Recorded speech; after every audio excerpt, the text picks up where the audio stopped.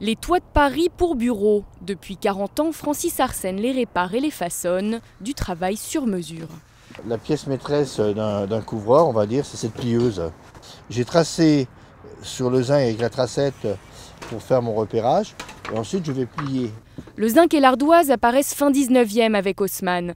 Le baron redessine Paris et lui donne de la hauteur. On passe de petites maisons recouvertes de tuiles ou de plomb à des immeubles de 7 étages. Donc il fallait trouver quand même des matériaux plus malléables, surtout plus légers, quoi. Facile à rouler, facile à monter, dont le zinc et dont l'ardoise. De Verlaine à Truffaut, en passant par Van Gogh, ce paysage urbain a toujours inspiré les artistes. Tout comme le photographe Gilles Mermet, qui soutient activement la candidature des toits de Paris au patrimoine mondial de l'UNESCO.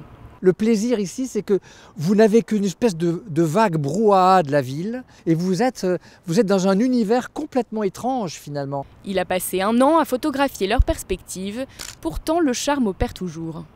Ce qui est vraiment magique, c'est que vous êtes là avec les semelles de vos chaussures sur le zinc et vous voyez cet océan de toits. Vous avez l'impression d'être sur un bateau, sur un paquebot qui vous emmène dans un océan de vagues grises. Et donc là, vous avez vraiment l'impression que la ville vous appartient. La maire de Paris, elle, ne veut pas mettre la capitale dans le formol. Le dossier de candidature au patrimoine mondial est entre les mains du ministère de la Culture qui donnera le dernier mot. En attendant, les amoureux des hauteurs peuvent profiter des 70 km² de toiture en toute tranquillité.